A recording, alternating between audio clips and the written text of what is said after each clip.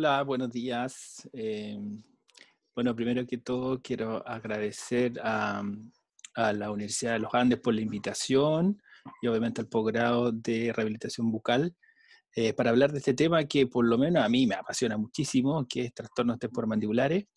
Y la verdad es que en el fondo lo que quiero mostrarles es un poco la visión actual que tenemos acerca de los trastornos temporomandibulares, basado en la evidencia, la nueva evidencia que tenemos disponible. ¿Ya? En general nosotros somos súper apegados a este concepto de odontología basada en la evidencia, porque la verdad es que en el fondo muchas de las cosas que están descritas en libros están basadas en opiniones, en creencias, pero que no han sido probadas por el método científico. Entonces hoy en día, los últimos, diríamos, 20, 30 años, ya ha habido harta información y estudios científicos que han ido demostrando cosas que son relevantes y que han ido cambiando nuestra visión y ha ido cambiando nuestra manera de manejar los trastornos temporomandibulares. Por ejemplo, hoy en día se sabe que, por ejemplo, las maloclusiones no son un factor de riesgo en trastornos temporomandibulares, por lo tanto no tiene caso tratar los trastornos temporomandibulares mediante tratamientos irreversibles como la ortodoncia o u otro tipo, o rehabilitación, etcétera. Ya no va por ahí el manejo. Y esta visión la hemos cambiado única y exclusivamente porque la evidencia nos iba demostrando de que esta relación que nosotros creíamos, por ejemplo, no existe. ¿Ya? O si existe es muy, muy, muy débil, que finalmente tiene muy poca relevancia. Así que eso es lo que vamos a ver hoy día. Bueno, yo provengo desde la Universidad de Talca, acá en Chile. Este es nuestro campus. Acá se ve el sector superior izquierdo. Tenemos el campus cuando estaba recién inaugurado, por allá por el año 97, 97, 98, creo, por ahí. Acá ya está el campus en la actualidad. Se observa ya con arbolitos mucho más grandes. Esa palmera que están ahí tiene unas chiquititas al lado de acá, ahora ya están súper grandes. Acá abajo tenemos la biblioteca. Acá tenemos una galería que es de escultura. ¿Ya? Hay muchas esculturas en nuestra universidad, de hecho, considerada como la capital de la escultura en general en Chile. Ahí al final les voy a mostrar un link para que ustedes puedan ingresar y ver en el fondo el campus de manera online. Así que re entretenido, una muy bonita universidad que tenemos nosotros. Esto está en región, está a unos 250 kilómetros al sur de la capital, que es Santiago de Chile. Así que ahí es donde yo estudié y donde apenas egresé yo comencé trabajando en docencia. Así que estoy ligado a la universidad hace ya prácticamente 22 años. Soy italino corazón, así que por eso el logo de mi universidad va a estar siempre ahí. Me gustaría partir mostrándole en el fondo cómo se dio que en Chile existen especialistas en trastornos temporomandibulares y dolor orofacial. Este es un muy bonito esquema que confeccionó mi profesor de posgrado, donde yo hice mi especialidad en la Universidad del Desarrollo, el doctor Rodrigo Casasú y la doctora Carolina Díaz, que son los que dirigen ese programa. Y ellos hicieron este esquema muy bonito porque fíjense que ellos describen, por ejemplo, que hace 20 años comenzaron las primeras conversaciones acerca de generar estas sociedades de trastornos temporomandibulares de dolor orofacial y que finalmente se concretó el año 2002. Así que hay algunos hitos importantes, como por ejemplo que el 2005 se generó el primer programa oficial para formar especialistas en trastornos temporomandibulares y dolor orofacial, que el 2013 fue reconocido por el Ministerio de Salud, algo que ocurrió ahora en Estados Unidos, siendo una nueva especialidad odontológica. Nosotros ya tenemos el reconocimiento a partir de 2013 y nuestros primeros especialistas se formaron por allá por el año 2008. Así que más o menos es la ruta que finalmente hemos hecho de 20 años. Hoy en día hay ya más de 100, 120 titulados universitarios especialistas en trastornos temporomandibulares y muchos de ellos trabajan o se desempeñan en servicios públicos. Así que eso es sumamente importante para nosotros, para la sociedad también, empezar a aumentar el número de especialistas en el servicio público, ¿ya? Porque por lo menos en Chile el 80% de la población se atiende en el sistema público y solamente el 20% en el sistema privado. Así que claramente para nosotros es sumamente importante poder aumentar ese número para que la población tenga acceso finalmente a un especialista en dolor orofacial. Muy, muy bonito esquema, así que me encantó este esquema y se los quería mostrar. Otra cosa que es importante es mostrar cómo pasamos desde una odontología basada en las opiniones de expertos a una odontología basada en la evidencia. Al principio no teníamos mucho estudio, no sabíamos tampoco cómo se aplicaba el método científico. En general, el odontólogo hacía las cosas más por una cosa técnica y por el paso de experiencia entre un profesor y otro. La verdad es que en el fondo eso está bien, porque cuando tú no tienes obviamente mucha evidencia, no tienes estudio, esto es lo mejor que hay. Pero hoy en día, en el año 2020, ya tenemos mucha evidencia acumulada, mucho estudio científico, hay gente que se dedica a hacer investigación, a aplicar métodos científicos, a probar, por ejemplo, los conceptos que antes creíamos si son reales o no. ¿Ya? Y obviamente ahí pasamos ya de una ontología basada en expertos, opiniones de expertos, a una basada más en la evidencia, que es lo que hacemos hoy en día. ¿Ya? Es lo lógico, es lo que hay que hacer, porque la verdad es que la evidencia nos va mostrando las luces acerca de si estábamos o no estábamos haciendo bien las cosas, ¿ya? Eh, Solo un ejemplo, los planos, por ejemplo, o la férula, son dispositivos que durante muchos años se pensaban que servían en prácticamente todos los pacientes. Y hoy día sabemos que tiene indicaciones específicas y que genera daño en algunos pacientes y daños que son para la salud de manera grave. Por lo tanto, hay que tener ojo porque esta evidencia no la podemos dejar de lado, hay que estar pendiente de ella para tener una práctica obviamente mucho más sólida. ¿Ya? Estos son los 4 pilares que tiene la especialidad en trastornos temporomandibulares de dolor facial. Claramente, TTM o trastornos temporomandibulares, donde vemos todas las patologías musculoesqueléticas, dolor facial y cefalea, ahí no se alcanza a ver, dolor facial y cefalea es un tremendo, tremendo pilar, porque tenemos una muy gran formación en la fisiopatología del dolor, y no solo dolor musculoesquelético, estamos hablando de dolor neuropático, estamos hablando de dolor neurovascular, estamos hablando de cefalea, por ejemplo, etcétera.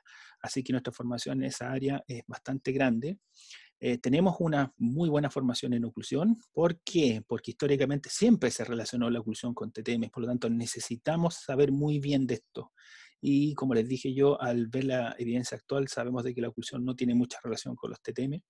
Un área muy importante para nosotros también la medicina del sueño odontológica. ¿Qué significa esto? Que es la área de la odontología que se preocupa de tratar, por ejemplo, algunas patologías médicas como es la apnea del sueño, que nosotros la manejamos mediante dispositivos de avance mandibular. Esta es un área importantísima para nosotros, ya que hemos ido aprendiendo muchísimo. Lejos nuestro primer, en el fondo, tema de iniciación hacia medicina del sueño fue el tema de bruxismo de sueño. ¿Ya? A través de él comenzamos a aprender un poco más de medicina del sueño y nos dimos cuenta de que incluso podíamos hacer tratamientos en cuanto a medicina del sueño. Nos dimos cuenta que la medicina del sueño es importante, por ejemplo, y se relaciona mucho con el tema de dolor. Y hay un grupo de dentistas, de colegas especialistas también que pueden realizar tratamientos con toxina botulínica para el manejo de los trastornos del movimiento. ¿Okay? Entonces, poco a poco fuimos armando este esquema y hoy en día la especialidad declara en nuestro país que estos 4 pilares son los fundamentales que se enseñan en un programa oficial acá en Chile. ¿Ya? Para hablar de TTM me gustaría hablar un poco acerca de la etiología. La verdad es que en el fondo todavía se habla mucho de conceptos como factores predisponentes, factores precipitantes, etcétera. Pero la verdad es que en el fondo yo creo que una manera correcta de hablar de etiología es hablar de factores de riesgo. Y para hablar de factores de riesgo necesitamos ir a buscar estudios que muestren que esta patología se presenta en el tiempo y se evalúa en el tiempo en algunos estudios, como son los estudios prospectivos. Uno de ellos, uno importantísimo para nosotros, el estudio Ópera, que es un estudio que ocupó 2.700 y tantos pacientes o sujetos sanos, y lo que se hizo es seguirlos en el tiempo y finalmente evaluar si tenían o no factores de riesgo asociados. Se identificaron factores de riesgo para el desarrollo de dolor en trastornos temporomandibulares. Y obviamente se evaluaron distintos parámetros que pudieran estar asociados a estos factores de riesgo, genéticos, psicológicos, etc.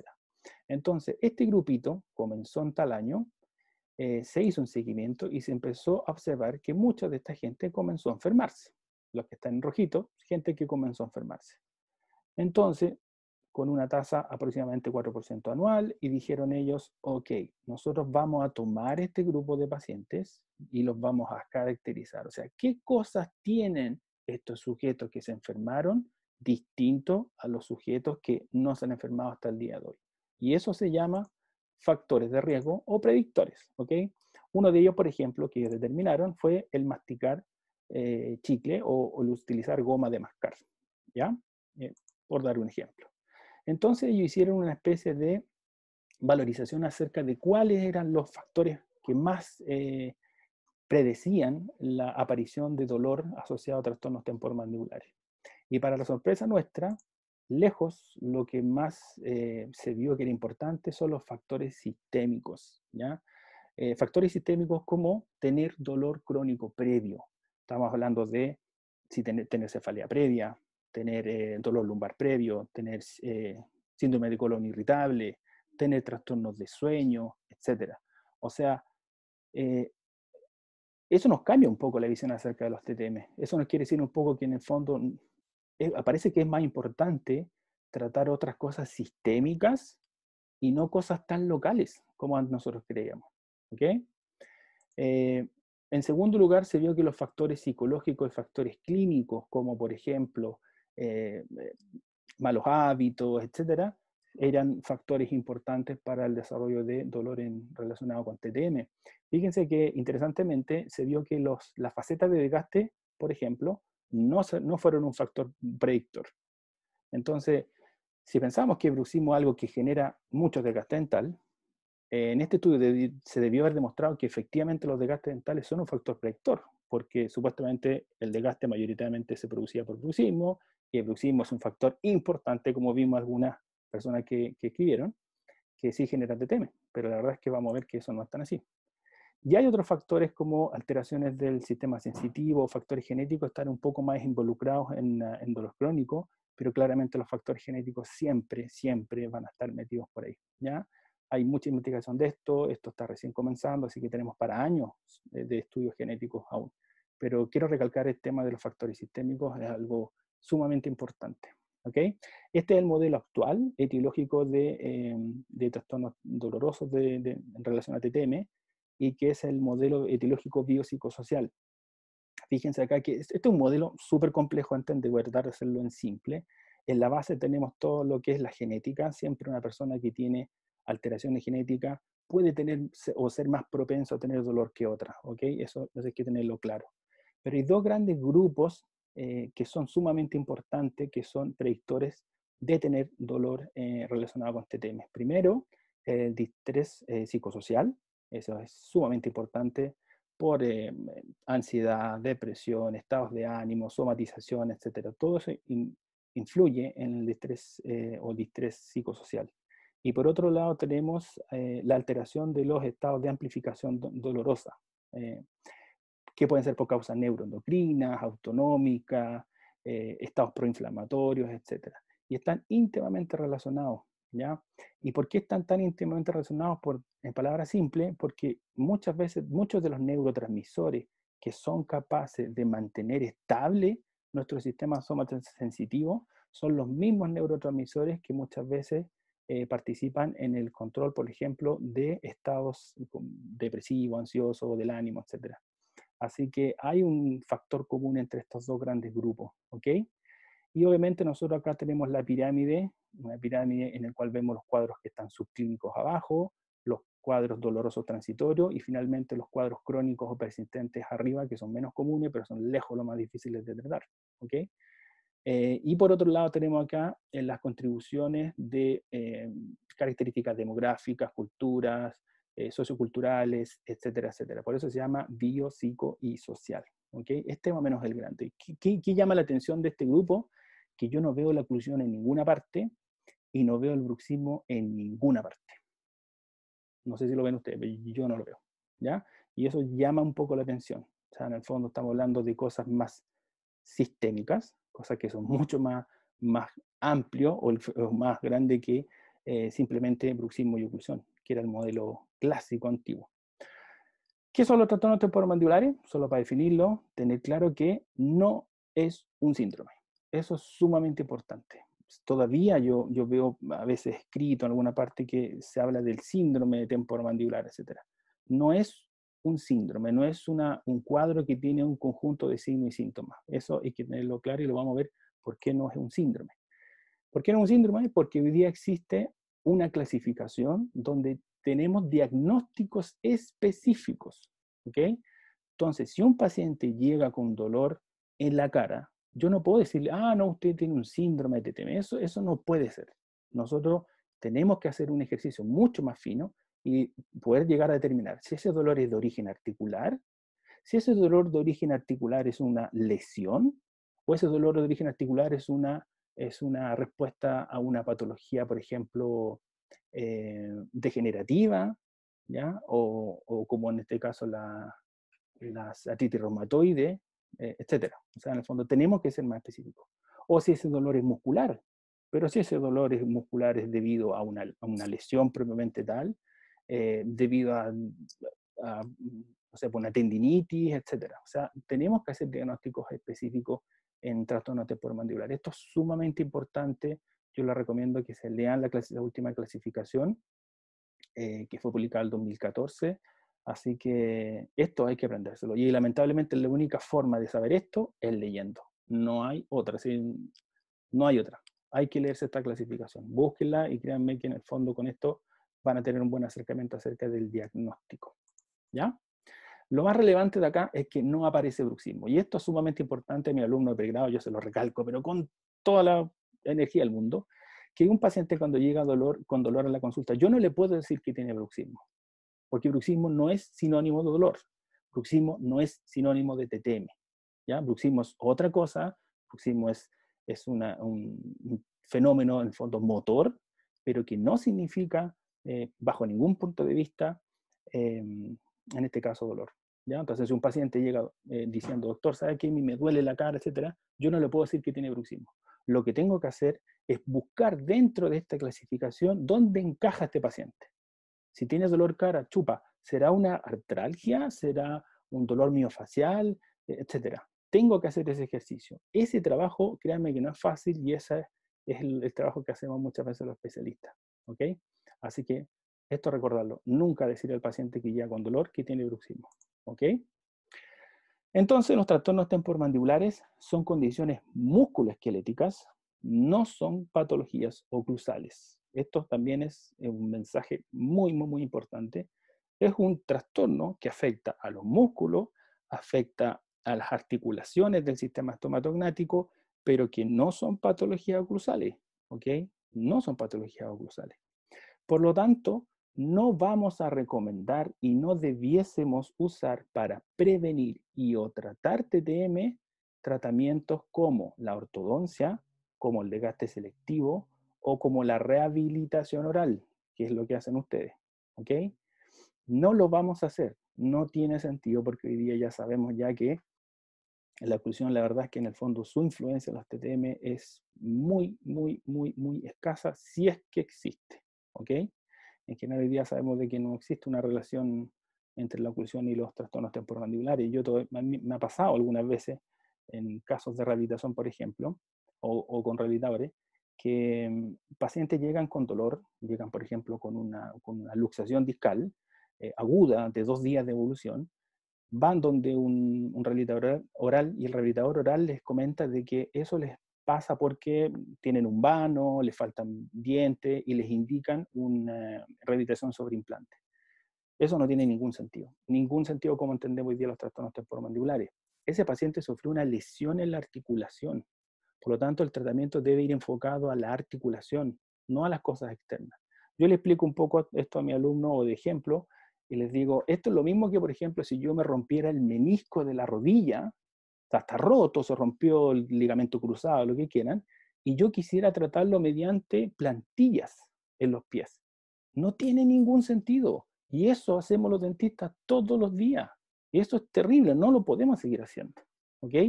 Entonces, esta no es la manera en que vemos los trastornos temporomandibulares hoy en día. ¿Ok? Antiguamente sí lo hacíamos mucho. Este es un caso clásico. Vemos Normal, pacientes que llegan, por muy ejemplo, de con normal primero, clic, y empieza a abrir con dolor, grande, alteración de la cierra, dinámica, etcétera, y vemos que hay cierra, asociada una maloclusión. Y nuestro pensamiento cierra, clásico es, ok, la maloclusión está generando desequilibrio en las fuerzas contra la articulación y por eso se generan los clics, Sí. el dolor, etc. Y finalmente nuestro objetivo muchas veces en estos casos era paciente hay que llevar la ortodoncia porque la malocución está generando todo esto. Hoy en día vemos que esto no es así, esa no es la manera de hacerlo, así que no lo vamos a hacer. ¿Okay? Hay ya varias revisiones, esta es una revisión sistemática que se hizo y se publicó el año 2017, donde se habla acerca de los trastornos temporomandibulares y su relación con la oclusión dental. Y fíjense acá que colocan fin de una era, porque yo estoy bastante de acuerdo con este concepto. Yo creo que ya tenemos conocimiento para poder decir de que tenemos que empezar a alentar a los clínicos a abandonar estos paradigmas natológicos clásicos en la práctica en trastornos temporomandibulares. ¿Okay? Tenemos bastante información que nos dice que estos deben ser tratados de otra manera, ¿ya? Porque además los tratamientos no son baratos, ¿ok? Tratamientos de ortodoncia, etcétera, no son tratamientos baratos, por lo tanto, tienen que ser indicados, sobre todo cuando hablamos de salud pública, ¿ya? Si puedo encontrar un tratamiento que sea igual de efectivo y más económico, claramente lo voy a indicar, ¿ok? Eso es importante. Factor bruxismo, no vamos a hablar mucho de eso, esto es para hablar, no sé, 2 días, 3 días, una semana si quieren, esto es un tremazo tremendo, si quieren otra oportunidad a lo mejor lo podemos hablar, pero hoy día para nosotros el bruxismo no es un tema relevante para la etiología de los TTM. ¿What? Mucha gente me dice así como, ¿pero qué me está diciendo? Sí, lo vamos a ver. Dolor, ruidos, desgaste, cefalea, cansancio mandibular, rigidez mandibular, todos estos síntomas siempre se relacionaron a bruxismo y aquí cometemos un error terrible. ¿Por qué? Porque prácticamente antes decíamos de que bruxismo generaba todo esto, ¿ok? Todo esto que está acá lo genera bruxismo y si nosotros decimos que bruxismo caemos en la monoterapia. ¿Por qué? Porque finalmente el tratamiento era un plano y el plano era la solución a todos nuestros problemas. Y después nos hemos dado cuenta con el tiempo de que el plano no era la maravilla, que pareciera ser que el bruxismo no es tan relevante, porque hoy en día sabemos, gracias a los estudios de polisonografía, que la frecuencia de estos eventos es bastante baja, muy baja, que la fuerza aplicada durante los eventos también es baja, es similar a la masticación. Bruxar hoy en día lo entendemos como masticar de noche, no es más que eso, ¿ya? No es algo terrible.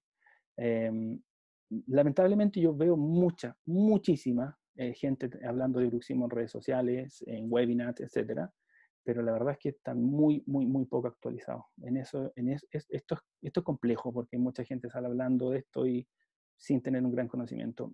Esto es solamente un datito. Si ustedes quieren hacer un test rápido calidad de conferencia en bruxismo, deben hacer una pregunta como esto entre nosotros, ¿eh? Esto no lo hemos dicho para nadie. Si ustedes preguntan cuánto dura un promedio de RMMA durante el bruxismo y se lo responden que dura, o sea, entre 5 y 10 segundos, diríamos entonces que es una conferencia de bruxismo de calidad. ¿Ok? Es un test rápido, porque mucha gente que habla de bruxismo ni siquiera sabe lo que es un RMMA. ¿Ok? Entonces es súper importante filtrar un poco acerca de qué información estamos escuchando. ¿Ya? Así que esto es lo que yo pienso actualmente. El bruxismo del sueño no es una amenaza para el sistema estomato, así que change my mind. Si alguien se interesa y quiere conversar conmigo, nos tomamos un café y lo discutimos. Pero de esto tengo mucha información, así que y lo vamos a ver de que esto no es tan así. ¿Ya? El bruxismo actualmente no es una amenaza para el sistema estomatognático. ¿Ok? Lorena me avisa si que hay alguna pregunta por el chat o algo. ¿Ya? Perfecto. Hasta ahora no, doctor. Súper. Vamos entonces a tratamiento propiamente tal. ¿Ok? En cuanto al tratamiento, hay que considerar de que la madre del tratamiento ante TM siempre se ha dicho que es el plano. ¿Ustedes le llaman plano, guarda? ¿Cómo le llaman? ¿Lorena? Férula. Férula. Ah, súper, ya, igual que nosotros. Estamos bien. Entonces las férulas, que pareciera ser que, y yo lo hice durante mucho tiempo, para mí la único que tenía yo a mano para tratar este tema era mi férula. Y con eso yo me defendí durante mucho tiempo, pero sentía que en muchos casos la férula hacía más mal que bien. En otros pacientes no funcionaba, otros pacientes no querían usarla, no sé, siempre fue un tema, siempre sentí de que era poco, solamente tratar la férula. Pero tuve que pasar años haciendo férulas para poder darme cuenta. Porque al principio, cuando yo no sabía, para mí la férula era esto. Era así como la maravilla, era la panacea, y que la férula lo iba a solucionar todo, y todos íbamos a vivir felices de la vida con nuestra flaquita férula. ¿Cuál es el problema? El problema es que con el tiempo nos fuimos dando cuenta que efectivamente algunos pacientes no andaban también con estos planitos, estas plaquitas, y lo más importante que también aprendimos es que los planitos oclusales no son inocuos. Y aquí está un poco respondiendo al test que hicimos al principio. Los planos o las férulas son capaces de disminuir la permeabilidad de la vía aérea superior. Por lo tanto, son capaces de agravar las apneas del sueño. Y esto es gravísimo. Estamos hablando de que un tratamiento odontológico que nosotros creemos inocuo es capaz de agravar una patología crónica que genera tremendas consecuencias para la salud de nuestros pacientes. Y nosotros la estamos grabando. Esto es lo mismo, por ejemplo, que si nosotros utilizáramos un tratamiento dental durante un año y que aumente la presión arterial de un paciente. ¿Ok? Es lo mismo. Y eso es lo que hacemos muchas veces en nuestros pacientes, que le indicamos plano, pero nunca les preguntamos o hicimos nada de anamnesis de sueño para saber si por lo menos esos pacientes no tenían apnea. Esto es algo que nosotros actualmente le enseñamos a los chicos en pregrado y les decimos, antes de indicar un plano en un paciente, tiene que hacer una anamnesis de sueño para saber si hay una posible apnea en ese paciente. Si hay riesgos de ese paciente, derívelo para que sea investigado antes de llegar y poner un plano. ¿Ok? Entonces muchas veces los alumnos me dicen, pero doctor, ¿y qué hago? ¿Cómo voy a tratar a mi paciente sin el plano? Se puede tratar a un paciente TTM sin plano, pero perfectamente, no hay ningún problema. El plano para nosotros es una herramienta más de la gran caja de herramientas que nosotros tenemos o de posibilidades. ¿Ok? Así que el plano no es una panacea. Eso es importante. Los estudios controlados aleatorios han mostrado distintos resultados, pero aquí les doy uno entretenido, que es un estudio controlado aleatorio, donde se compararon 3 tipos de planos, los duros, las férulas, las soft, que son las blanditas, y untreated, que es UT, que corresponde en el fondo, no es que no se trató, sino que en el fondo se trató igual que todo, a todos se les dio indicaciones de autocuidado, antiinflamatorio, etc. Pero al grupo HS se le indicó un splint duro y al SS un splint blando. Y fíjense que el manejo en general del dolor fue bastante similar. Entonces, ¿hace una gran diferencia usar un plano? Posiblemente no, ¿ok?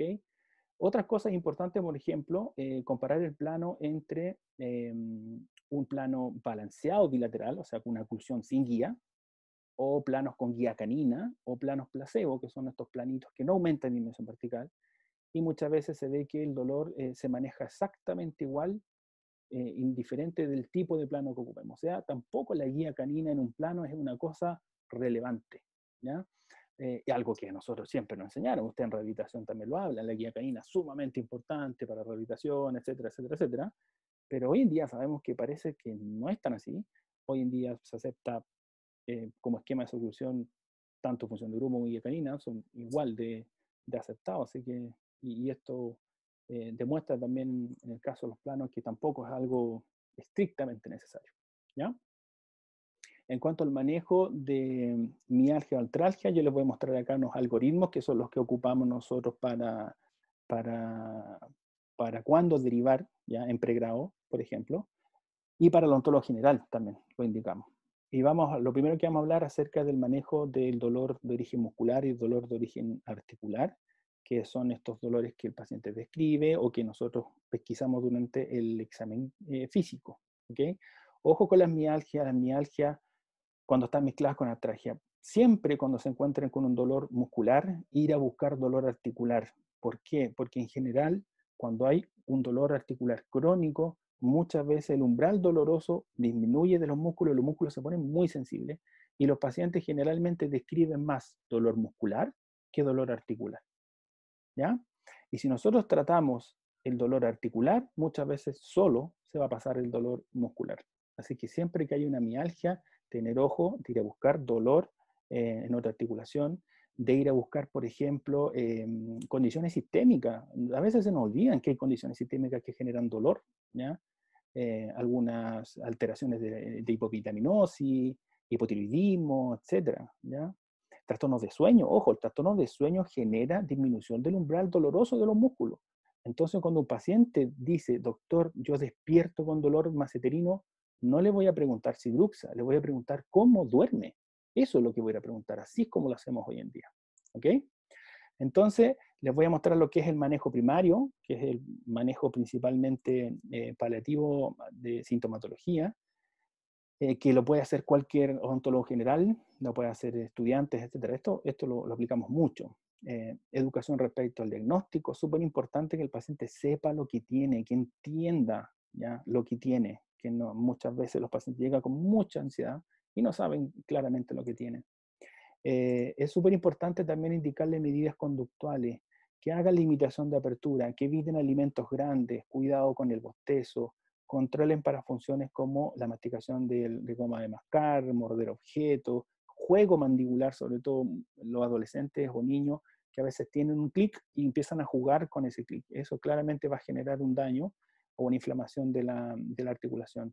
Se puede pasar desde dieta líquida a dieta blanda, dependiendo obviamente del cuadro, ¿ya? Hay casos de los pacientes que les damos dieta líquida, o sea, como si tuviera un bebé, 2 a 3 semanas, dependiendo, y medidas generales como higiene de sueño, cuando nosotros vemos que este paciente no está durmiendo bien, que está despertando con dolor, etc. ¿Ya? Dieta balanceada, actividad física, que son medidas obviamente generales para todo paciente, sobre todo para prevención de dolor crónico, ¿ya? En cuanto a medicamentos, la verdad es que no existe un medicamento estrella para esto. Lejos, los que tienen más investigación son el ibuprofeno, el paracetamol, que son los fármacos que ustedes saben que más estudios han hecho, pero se pueden dar desde 3, 5, hasta 21 días incluso a veces, cuando el cuadro no mejora. A mí me gusta mucho utilizar este medicamento, no sé si ustedes lo tienen disponible ya, que es el meloxicam, o tiene otro nombre, el diclofenaco, acá en otro lado se llama diclofenac, depende en el fondo de marca y todo eso.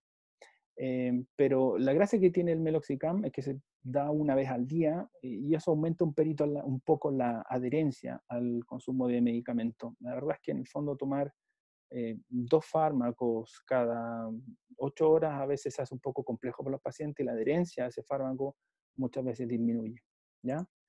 Tener en cuenta siempre esto, ojo con los AINE. Los AINE en general y la indicación de todos los organismos en salud son de que cuando indica un AINE es importante que use lo menos posible, la menor dosis efectiva posible y el menor tiempo posible. Recordad que hay ciertos AINE que tienen más riesgo cardiovascular que otros, y así como riesgo vascular, también hay fármacos que tienen mayor riesgo de gastrolesividad, ¿ya? Hay fármacos que son menos gastrolesivos, hay fármacos que son más gastrolesivos, por lo tanto, el ideal en el fondo es que hagamos una indicación conservadora respecto a estos analgésicos o antiinflamatorios, ¿ok? Y por eso es que se aplica tanto también el paracetamol. El paracetamol es un fármaco que metabolizaba en el hígado, así que disminuye bastante estas molestias, ¿ok? Pero carece de efecto antiinflamatorio, que es una gran desventaja. Ahora, el último punto, que es el cuarto, es el control. Es sumamente importante hacer un control exhaustivo de nuestros pacientes, porque vamos a ir reforzando educación, vamos a ir reforzando el autocuidado, vamos a ir evaluando las adherencias a los fármacos. Muchas veces les preguntamos a los pacientes, nosotros indicamos, por ejemplo, un fármaco 10 días, y el paciente nos dice, no, doctor, yo como el tercer día como que anduve bien, entonces que preferí no seguir tomándolo. ¿Okay? Y a veces sí necesitamos que, independiente del dolor, necesitamos nuestro objetivo a veces no es solo controlar el dolor, sino que a veces también es disminuir la inflamación que hay en la articulación. Y a veces necesitamos un tiempo más de uso de fármacos, ¿ya? ¿Qué esperamos en los controles? Que haya una cicatrización natural de los tejidos. Eso es lo que buscamos nosotros, ¿ya? Eso es lo que buscamos, ¿cierto? Lo mismo, chiquillos, que es como, por ejemplo, cuando alguien se guinza un tobillo. Si yo tengo un E15 de tobillo, ¿qué es lo que generalmente se indica? ¿O qué puede indicar un traumatólogo? Si es algo leve, te va a decir, ok, colócate hielo, pongámonos a lo mejor una bota, que eso sería la férula oclusal en el caso de nosotros, como una muleta, autocuidado, no haga deporte y esperemos que el tiempo haga su trabajo. Es un poco lo mismo acá. Esperemos la cicatrización natural de los tejidos. Muchas veces buscamos la normalización del umbral doloroso. Cuando tenemos muchos días con dolor, el umbral doloroso empieza a disminuir cada vez más. Entonces lo que queremos esperar con esto es que el umbral doloroso se restaure y de esa manera todo nuestro sistema somatosensitivo se va a estabilizar. ¿Okay? Eso es lo que buscamos finalmente con un manejo primario. Y créanme que con estas medidas, que son súper sencillas, son económicas, son baratas, muchas veces los pacientes se sienten bastante bien. Son súper fáciles de aplicar en la atención primaria, por ejemplo, en salud pública. Así que es buenísimo este manejo. Ya vamos a ver cuando los pacientes no respondan. Acá tenemos, por ejemplo, un algoritmo que nosotros ocupamos y que lo enseñamos a los chicos de pregrado. Frente a dolor de origen articular o muscular, el ideal es que apliquen manejo primario. Siempre esto lo hagan porque lo primero que hay que hacer es educar al paciente, darle indicaciones de autocuidado y eso siempre va a ser bienvenido, sea un cuadro agudo o crónico, siempre va a ser bienvenido. Comenzar con un manejo primario. Hay muchos pacientes que tienen, por ejemplo, dolor durante meses, pero siguen comiendo cosas duras, no hacen autocuidado, entonces finalmente cronifican esto porque no están tomando cuidado. Es como alguien que tenga una lesión en la rodilla, como le decía antes, y siga jugando a la pelota todos los días, o sea, no le da descanso a esa articulación, ¿ya? Y a veces en el fondo solamente con estas indicaciones el paciente anda bien. ¿Qué hacemos nosotros? Generalmente todo esto, este algoritmo fue modificado a partir de un algoritmo que se publicó en Chile, de un protocolo de referencia y contrarreferencia en salud pública. Así que le doy la gracia aquí al doctor Pablo Arzúa, quien estuvo ahí a cargo de ese hermoso trabajo que hicieron en el Hospital San José, en Servicio de Salud Metropolitano Norte, en Santiago de Chile. Así que nosotros lo que hicimos, tomamos esto y nosotros lo modificamos. Gracias. Ahora sí estamos con café, como Dios manda. Así que nosotros tomamos esto del doctor y lo modificamos un poco, también un poco a la realidad que hay en nuestra universidad y en el pregrado. ¿Okay? Entonces nosotros le decimos a los chicos, apliquemos manejo primario, controlemos durante 7 días, 14 días, y al mes tomemos nuestra primera conclusión. Veamos si el paciente al mes se mantiene sintomático, sin mostrar mejoría. Eso quiere decir que el paciente en el fondo no anduvo bien con la terapia. En ese caso nosotros decimos a los chicos, por favor derive, lo recomendable es derivar. En este caso, allá en la universidad nosotros contamos con un centro de atención para trastornos temporomandibulares, tenemos un centro de referencia, donde vemos pacientes, así que ellos lo derivan en esos casos. O sea, claramente un paciente que no está respondiendo a una terapia, hay que mirarlo un ojo un poquito más fino, y ese ojo más fino es el que hace obviamente el especialista en TTM. ¿Okay? Esto lo mismo como que yo tuviera un dolor por E15, lo mismo que comentábamos, y voy a un médico general y me dice, mira, sabes que en realidad se ve que un E15 chico, hazte estas medidas, etc. Pero ¿qué pasa si a los 2 meses no va la cosa? Llevo 2 meses con dolor en el tobillo. Claramente el médico me va a decir, ¿sabes qué? Ándate al traumatólogo ahora ya porque no está respondiendo a la terapia convencional de autocuidado, por ejemplo. Si pensamos que el paciente está asintomático o en franca mejoría al mes, o sea, nosotros vemos que este paciente claramente está mucho mejor, vamos a seguir en control. Y al mes vamos a tomar, al tercer mes, segundo, tercer mes podría ser. Entre medio, pues, claramente pueden haber más controles. Esto estoy diciendo yo simplemente que aquí, más o menos en este control, nosotros tomamos ciertas decisiones. Segundo, tercer mes, si el paciente se mantiene asintomático, entonces estamos ok, nosotros damos una especie de alta y le damos indicaciones de educación por última vez y los famosos red flags, que son las banderas rojas. Eso quiere decir, paciente, ojo con aparición de crepitación, ojo con aparición de bloqueo mandibular, ojo aparición con dolor que no cede, ¿ya? Al manejo primario, porque nosotros los pacientes les enseñamos a que ellos se hagan su propio manejo primario. ¿Okay? Si es así, tienen que volver a consultar. Ahora, si el paciente presenta consultas repetidas por dolor antes de 6 meses, o sea, esto ya anduvo bien un tiempo, después volvió, después anduvo bien un tiempo, después volvió, etc. O sea, tiene consultas repetidas por dolor, el ideal entonces es derivar porque hay un riesgo de que ese paciente pase a dolor crónico. Los pacientes pueden tener, eso sí, recidivas aisladas. Si el paciente tiene una recidiva aislada, no hay ningún problema. El paciente, lo que se hace, se aplica nuevamente el manejo primario y se evalúa nuevamente todo el algoritmo. ¿Ya? Así es como realizamos el manejo primario, por lo menos en la universidad, y yo sé que hay algunas particularidades en servicio público, por lo menos en Chile, pero es más o menos un poco esto. ¿Okay? En cuanto a ruidos articulares, si un paciente llega con ruidos articulares, la verdad es que en el fondo nosotros tenemos una especie de algoritmo que nos podría ayudar, ¿ya? Hay dos grandes ruidos que nosotros hablamos siempre. Uno es el crépito, que por lo general el crépito indica osteoartritis. Osteoartritis es un temazo, podríamos también hablar 2 días si quieren de osteoartritis, porque hay mucha información nueva acerca de esto, ¿ya? Pero generalmente en los servicios lo más fácil para diagnosticar osteoartritis es la presencia de crépito, ¿ya? Lamentablemente no es un predictor tan bueno, pero es lo que hay. Y el otro ruido clásico, que es el clic, que muchas veces está relacionado con el desplazamiento o la luxación discal con reducción. ¿Okay? Vamos a ver cada uno de ellos. En general, nosotros le enseñamos a los chicos que cuando se enfrenten a una osteoartritis, el objetivo principal es derivar. Claramente no es una patología fácil de manejar, sobre todo si está asociada a alguna patología reumática, sí o sí esos pacientes tienen que ser derivados a algún especialista. ¿Okay? Porque muchas veces van a requerir intervencionismo, de infiltración de algunos fármacos, etc. ¿Ya? No es fácil manejar este tipo de pacientes. En cuanto a los clics, lo primero que evaluamos es si es o no es doloroso. ¿Ya? Eso es súper importante, si ese clic está asociado a dolor de la articulación o no está asociado a dolor de la articulación. Porque obviamente el manejo va a ser distinto. ¿Okay? En el caso de que si no es doloroso, súper importante, nosotros no tratamos la luxación todas iguales. Esto tiene que ser un poco enfocado al caso del paciente, ¿okay? Que es como medicina un poco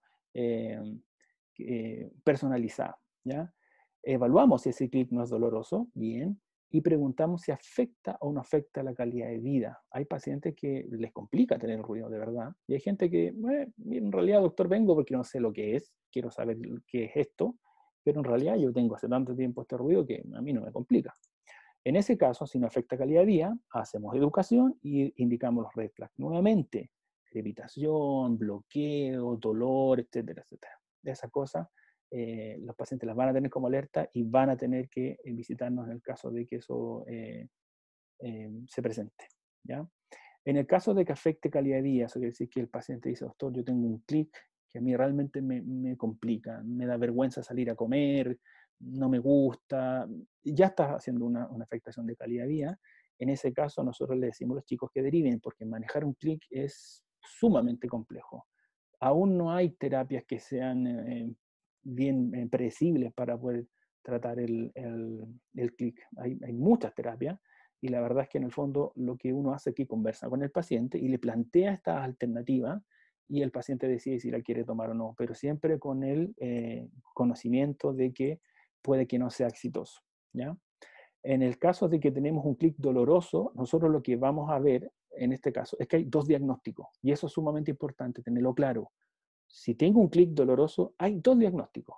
Primero, tengo un desplazamiento disco, que es el que genera el clic, pero por otro lado tengo el dolor, que es una inflamación, que podría ser una sinovitis o artralgia, lo que quieran llamarla. Entonces tenemos 2 patologías. La que yo voy a tratar va a ser el dolor. Por lo tanto, lo que voy a aplicar es manejo primario. Disminuyo el dolor, ¿y con qué va a quedar el paciente? Con el clic.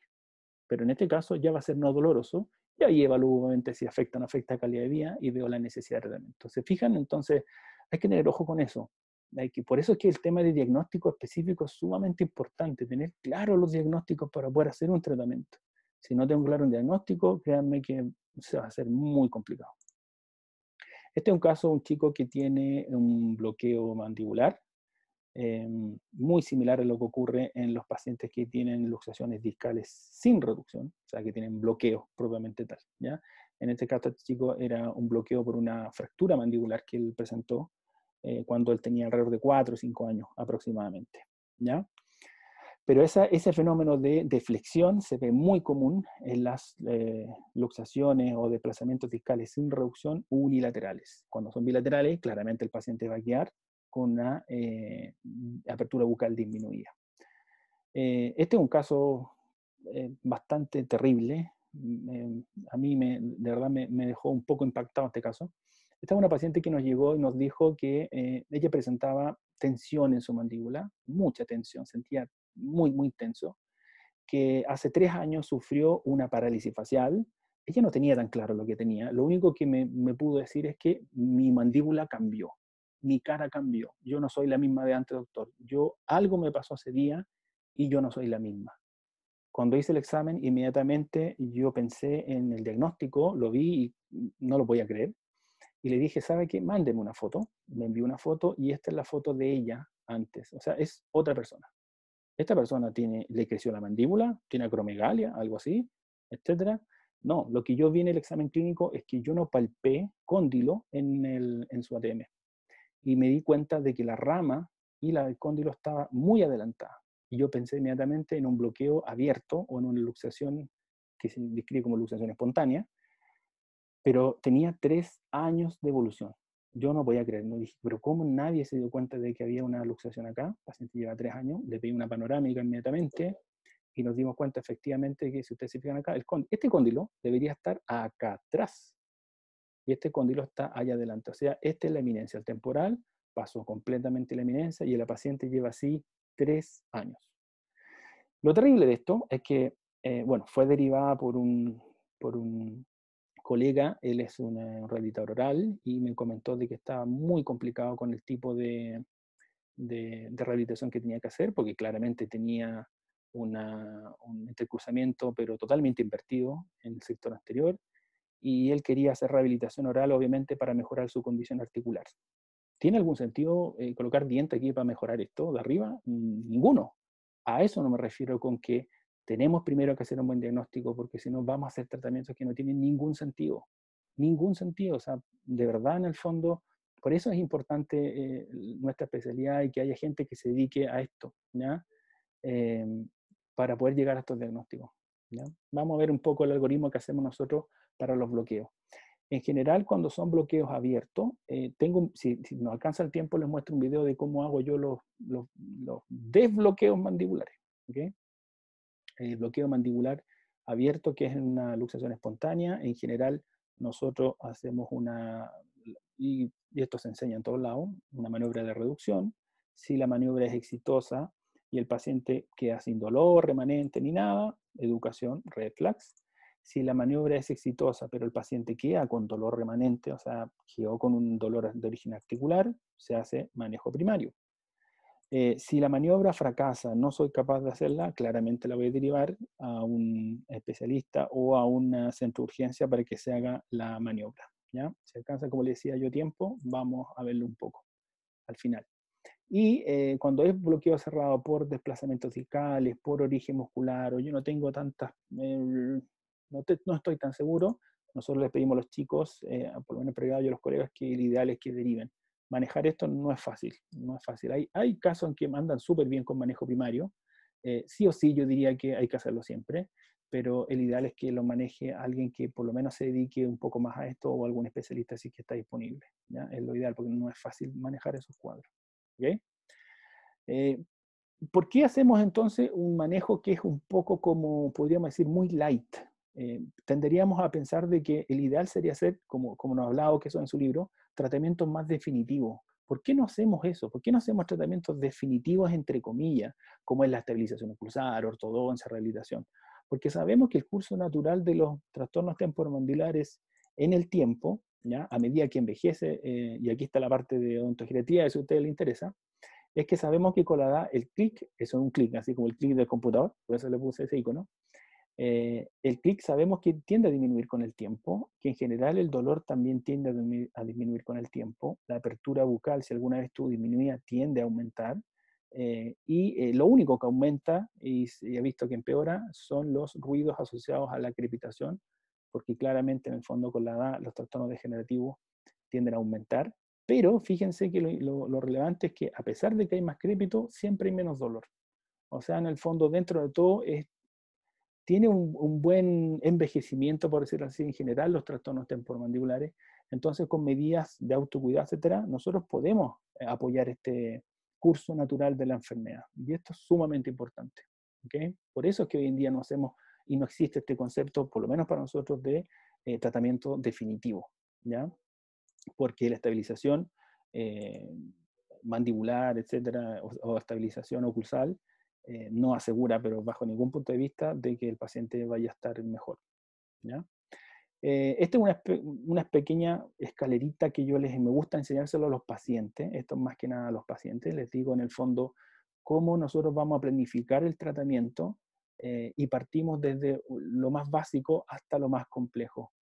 No siempre lo hacemos en este orden, claramente, la medicina en el fondo tiene que ser un poco enfocada en las necesidades de cada paciente. Hay pacientes que a lo mejor vamos a hacer solamente manejo de dolor crónico con fármacos, y eso es todo. No vamos a hacer otra cosa porque depende del diagnóstico y depende obviamente de las necesidades del paciente. En otros pacientes, por ejemplo, no vamos a hacer plano, sino que vamos a ir directamente a hacer retrocentesis o procedimientos en el fondo mínimamente invasivos, o en otros vamos a hacer infiltraciones, en otros, etcétera. O sea, esto no es tan así, pero sí a los pacientes les voy contando de que el ideal es ir haciendo tratamientos mínimamente invasivos y ir subiendo de nivel del fondo de invasividad o complejizando el tratamiento, hasta que nos pasamos al piso de las cirugías maxilofaciales. Cuando ya nada de lo otro anterior responde, nosotros nos vamos a las cirugías maxilofaciales, y el cirujano, dentro de sus posibilidades, también tiene una escalerita y nos va a decir desde mínimamente invasivo como las artroscopías, después pueden ser las discopexias, hasta ya incluso los recambios articulares completos. ¿Se fijan? Entonces, hay una escalerita que nosotros ocupamos, que podemos saltarnos de un peldaño a otro, podemos regresar nuevamente, etc.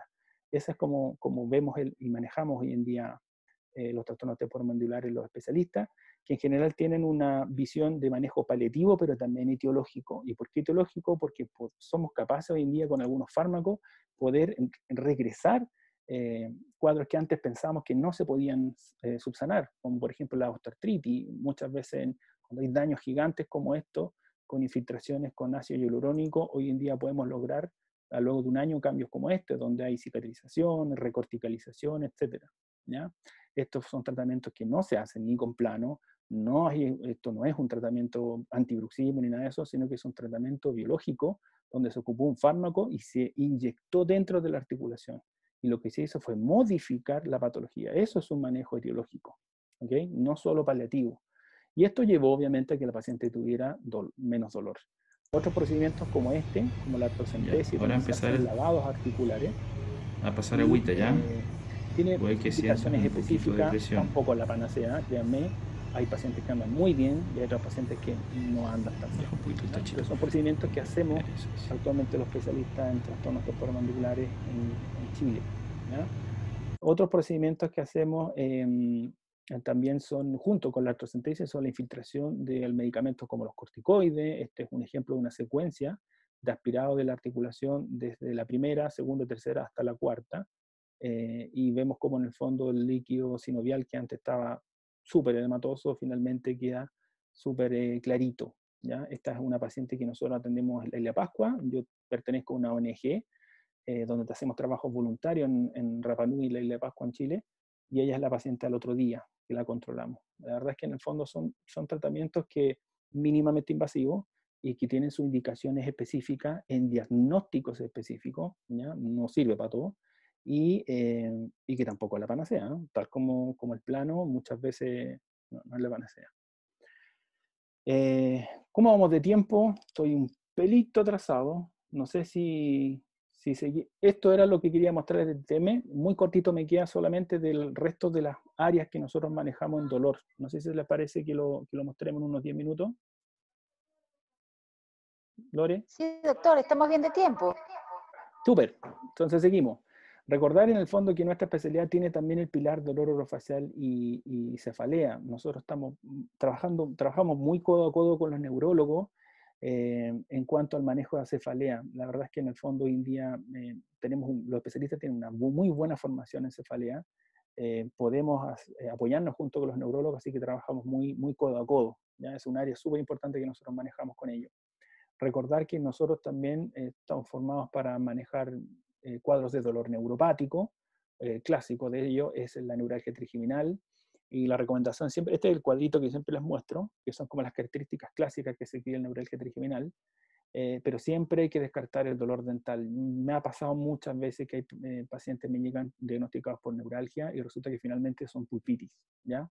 Así que, ojo, nunca olvidar de que el dolor dental puede generar dolor irradiado referido a zonas extensas de la cara. El dolor dental es muy intenso, así que no piensen inmediatamente en neuralgia trigeminal si primero no han descartado un origen de dolor dental y sobre todo las características que tengan, que sea eléctrico, pulsátil, que sea generalmente sobre 50 años. Si estoy sospechando una neuralgia en una paciente de 20 años, es muy extremadamente raro, ¿ok? Entonces, el primer corte es la edad. Si estoy pensando en una neuralgia trigeminal en una persona de 20 años, yo me iría a descartar o una sinovitis, que es súper común, hay sinovitis muy severa que parecen neuralgia trigeminal, y lo otro dolor dental, ¿ok? Esas son las dos primeras cosas que siempre tenemos que tener en cuenta, ¿ya? Así que les dejo esta diapositiva ahí para que tengan en consideración. Y lo otro, derivar obviamente, si se encuentran un paciente con una posible neuralgia, derivar a un dentista que tenga experiencia en manejo de neuralgia y a un neurólogo que tenga experiencia en manejo de neuralgia. No todos los neurólogos la tienen. De hecho, muchas veces me ha pasado que los neurólogos me derivan pacientes con neuralgia y finalmente son o dolor dentario o sinovitis, ¿ok? Entonces, ojo con eso. Dolor neuropático es un temazo para nosotros. Ojo con este dolor neuropático, es un dolor neuropático descrito relativamente nuevo, ¿ya? Que se llama dolor neuropático trigeminal postraumático. Son todos estos dolores que antiguamente también se asociaban a lo que se escribía como odontalgia atípica o dolor fantasma oral o orofacial, ¿ya? Que son dolores neuropáticos producto de, por decirlo en palabras simples, de una mala cicatrización producto de un daño en un nervio.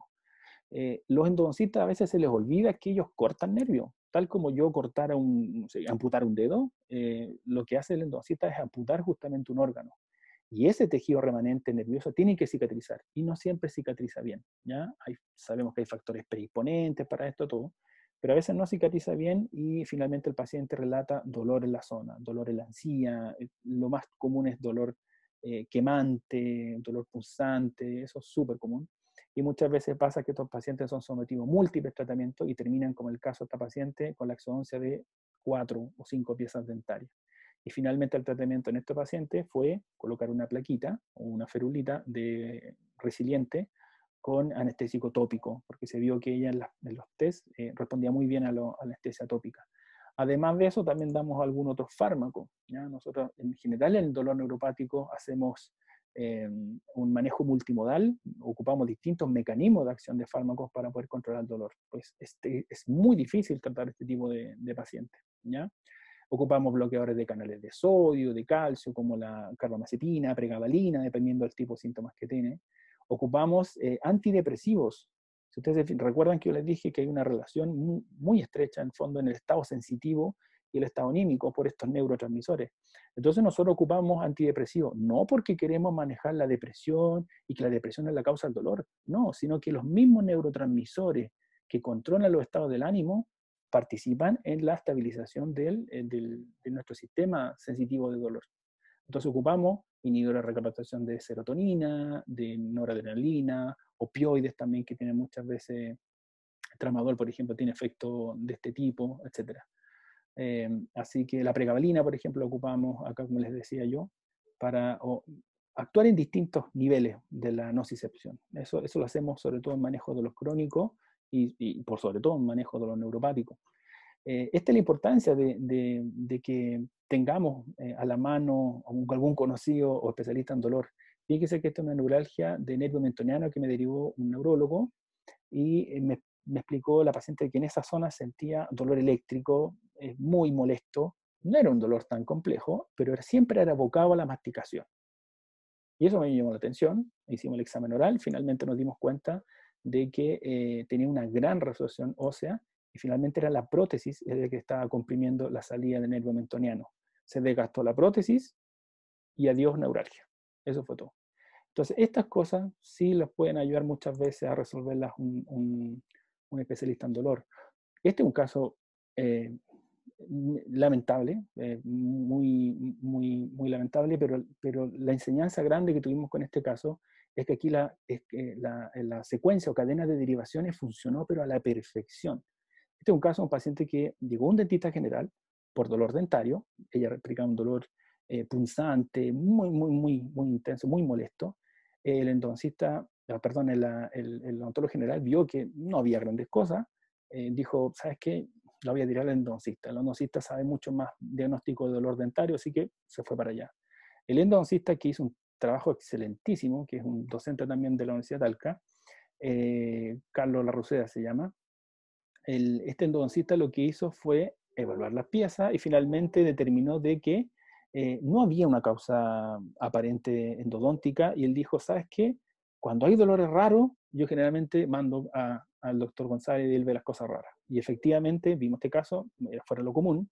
Lo que más me llamó la atención es que este era un paciente que presentaba dolor tipo neuralgia trigeminal, paciente joven, 29 años, entonces uno pone alarma inmediatamente, que no es normal, y lo que más importa en esto fue que la paciente describió que tenía parestesia de la cara, o sea, tenía adormecimiento de la cara, etc. Esos síntomas son súper decisivos de que posiblemente hay una lesión compresiva en el nervio trigémino. Y sí o sí, a esos pacientes hay que pedir la resonancia cerebral, y en este caso ocurrió de que el paciente tenía 3 tumores cerebrales, y uno de ellos estaba justamente comprimiendo la salida del nervio trigémino, ¿ya? Así que la importancia del neótico orofacial es sumamente importante. Fíjense, esta tremenda lesión que tuve, ya por suerte ya fue operada, salió súper bien, todo excelente. O sea, fíjense que en el fondo la importancia del diagnóstico, y esto apareció por un dolor de diente, así de simple. Entonces, siempre es bueno saber un poco más de dolor y tener algún conocido que le pegue un poquito más, o sea, más experto en esta área, ¿ya?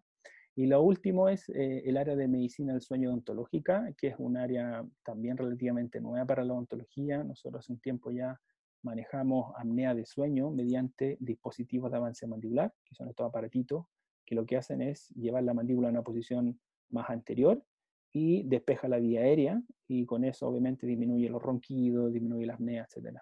Y muchas veces estos pacientes son derivados porque nosotros les pedimos un polisonograma, y durante la anamnesis, o perdón, durante el examen, muchas veces el otorrino hace nasofibroscopía, evalúa, y en este caso, en este centro que es bastante bueno en Santiago, Chile, hicieron una evaluación del adelantamiento mandibular. Y se nos cuenta con la nasofibroscopía que al adelantar la mandíbula aumentaba bastante la vía aérea. Por lo tanto, en ese caso dijeron, la indicación en este paciente, sobre todo paciente joven, es colocar un dispositivo de avance mandibular y no un CPAP. ¿Okay? Este es el dispositivo, fíjense lo apretado que queda, muy apretado. Así es como tiene que quedar. ¿Y por qué tiene que quedar apretado? Porque no se puede soltar este aparato. Si el paciente en la noche abre la boca y se le suelta, el aparato no sirve absolutamente nada. Tiene que quedar así, ¿ya? Este tipo de dispositivo nosotros hacemos y estamos trabajando ahí muy a la mano con neurólogos también, con otorrinos, etcétera. O sea, somos parte de ese equipo. Y por último, quiero solamente hablarles de relación entre osteoartritis y el síndrome de apnea obstructiva del sueño, que es una relación un poco extraña, pero van a ver que tiene una lógica muy grande. Lo primero es que recordad que la osteoartritis es un cuadro que es capaz de generar disminución del tamaño mandibular. ¿Okay? Si esa lesión, y sobre todo a edades tempranas, preadolescencia sobre todo, o adolescencia, puede generar patrones de clase 2, esto ya está descrito muchísimo, y eso obviamente va a llevar a una vía aérea a estar disminuida. Si la vía aérea está disminuida, aumenta el riesgo de sufrir la famosa apnea o síndrome de apnea obstructiva del sueño. ¿Okay? Entonces, una osteoartritis a temprana edad puede influir en el crecimiento mandibular, favoreciendo una clase 2, determinando una vía aérea superior disminuida y aumentando el riesgo de padecer SAOS. Ahora la cosa no queda ahí. Mucha de esta información nosotros la conocemos acerca de los pacientes que sufren artritis reumatoide juvenil, por ejemplo, que muchos de ellos desarrollan una menor tamaño mandibular, pero esto también ha sido visto en estudios experimentales en ratita y en conejo, donde experimentalmente si se induce osteoartritis, hay una disminución del crecimiento mandibular. Esto ya se ha visto harto, muchísimo. Y lo otro que es interesante también, que este es un artículo que recibí gracias a una colega de Santiago, que la hipoxia intermitente que genera la apnea del sueño también es capaz de generar disminución en el crecimiento de la morfología craneofacial. Ellos, por ejemplo, acá en estudios también ratita, se observa que los cambios pueden aumentar la disminución del flujo de la vía aérea superior. y eso apoyaría un poco el desarrollo de la apnea del sueño. O sea, no solamente la osteoartritis estaría relacionada con la apnea del sueño, sino que la apnea del sueño, ahora lo que se puede observar es que podría perpetuar la enfermedad degenerativa. Y de esa manera se puede ver que hay un círculo vicioso que no es menor, no es menor. ¿Ya? Entonces la hipoxia intermitente por apnea del sueño a temprana edad podría influir en el crecimiento mandibular también de vuelta. Eso es un tema un poco mind blow, digo yo, que así yo siento que cuando escucho estas cosas así como que me explota un poco el cerebro.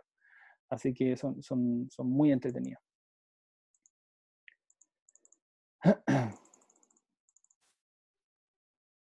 Voy a tratar de... Esta cosa se pegó, no sé por qué.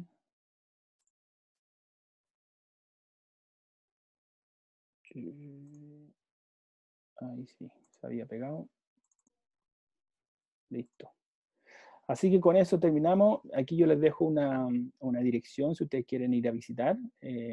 Nosotros la Universidad de Talca es conocida como es como la capital de las culturas en Chile. Hay una página donde pueden ir a ustedes a visitar. Ahí están las esculturas. De hecho, ahí tenemos un museo muy bonito que está por allá atrás. Acá, entre medio de los árboles está nuestra escuela. Esto es lo que me encanta de mi escuela. O sea, en el fondo veo mucho verde, los edificios casi que no se ven. Esta es la entrada de la universidad. Si ustedes ven, los edificios están escondidos atrás de los árboles. Así que muy bonito. Tenemos muchas esculturas que ustedes pueden ir a visitar. Agradecer a mucha gente que está junto conmigo, que han sido parte de mi crecimiento como profesional, al grupo de dolor orofacial de la Universidad del Desarrollo, donde yo me formé.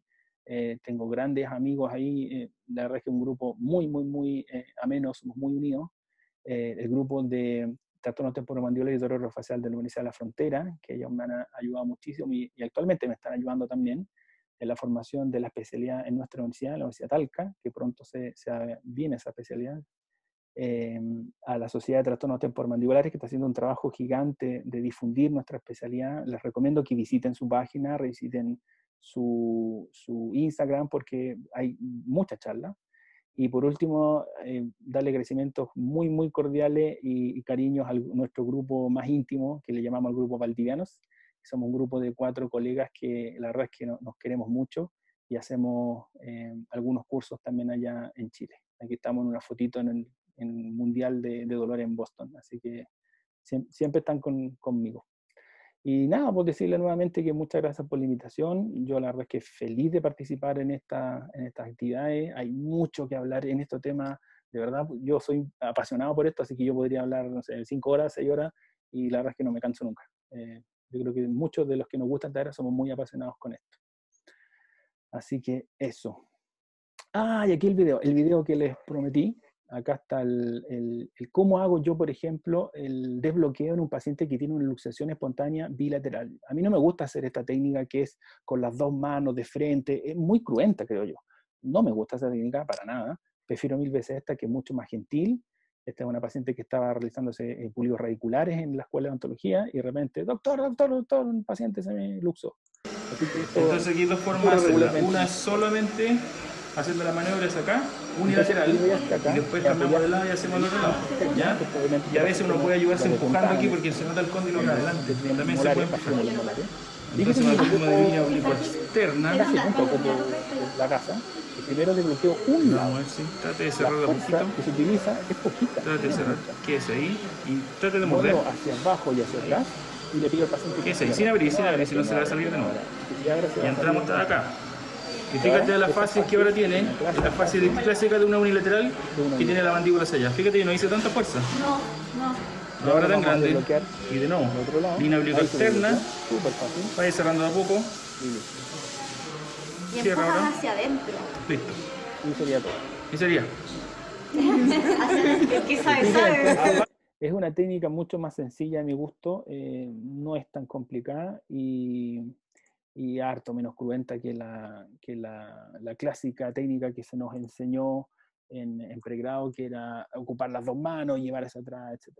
Así que esa es una buena técnica que se los cuento.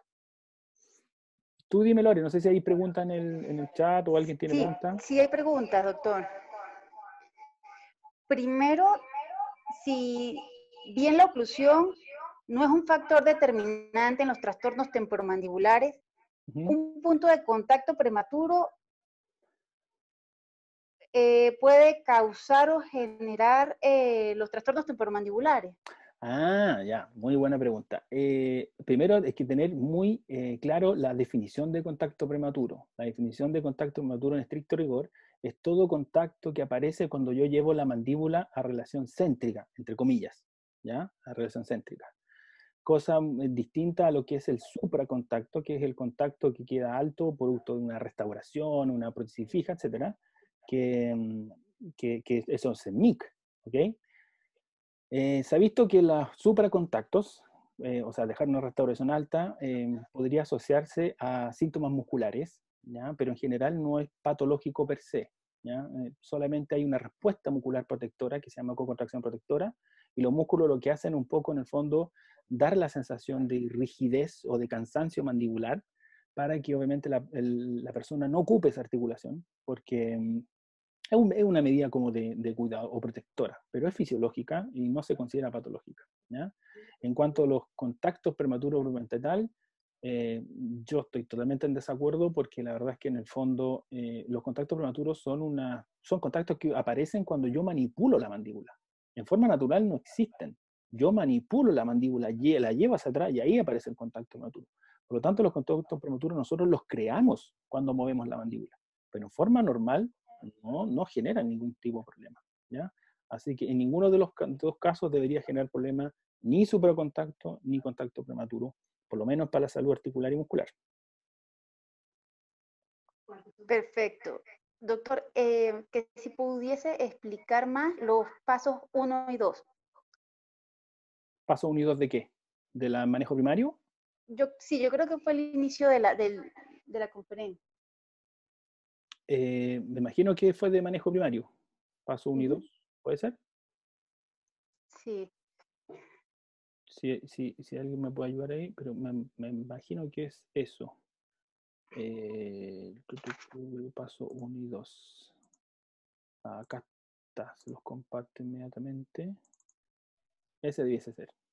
¿Ya? Entonces, los pasos 1 y 2. ¿Este se refería o no? Sí. ¿Sí? Sí. Ya. El primer paso es lo que yo les comentaba, educación respecto al diagnóstico. Muchos pacientes llegan preguntando qué es lo que tengo, doctor, ¿por qué me suena la mandíbula?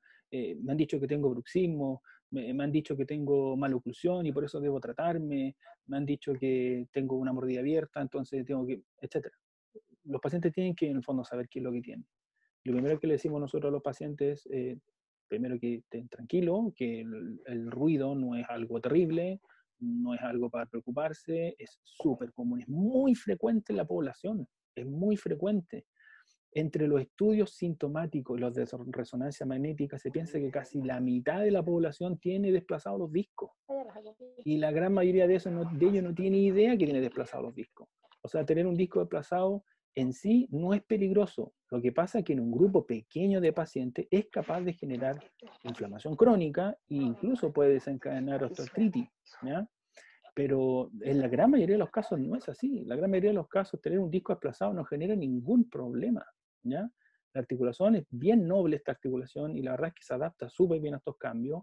Recordar que nuestras superficies articulares tienen tejido conjuntivo, no es cartílago hialino, es súper amoldable, hay fibroblastos, hay células en el fondo mesenquimáticas que se transforman en fibroblastos, se puede generar fibrosis de la zona retroiscal, etc. O sea, de verdad en el fondo no es peligroso, ¿ya?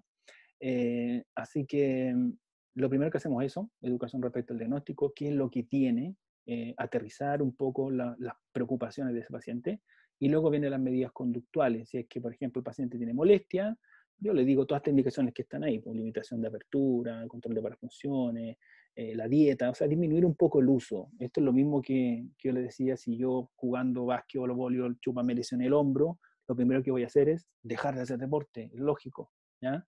Cuidarme la articulación y esperar un tiempo a que el cuerpo cicatrice esa lesión. Eso se refiere al punto 1 y 2. Punto 3, farmacología, muchas veces antiinflamatoria. Y punto 4, los controles. Eso es.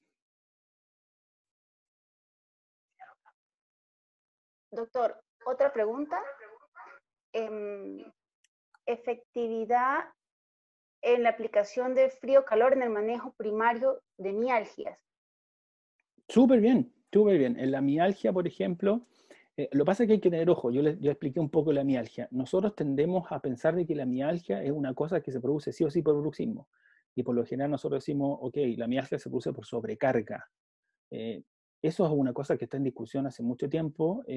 Cada vez sabemos más de que la mialgia es secundaria a algo, ¿ya? Es secundaria a algo. Muchas veces el dolor muscular se produce por disminución del umbral doloroso. Parece que cuando disminuye el umbral doloroso, los primeros órganos en generar dolor son los músculos, ¿ya? Y esto es típico de lo que ocurre, por ejemplo, un ejemplo de ello es la fibromialgia. La fibromialgia no es un problema de los músculos no tienen ningún problema. Lo que ocurre ahí es que los pacientes que tienen fibromialgia tienen un trastorno neurológico donde su sistema somatosensitivo está alterado.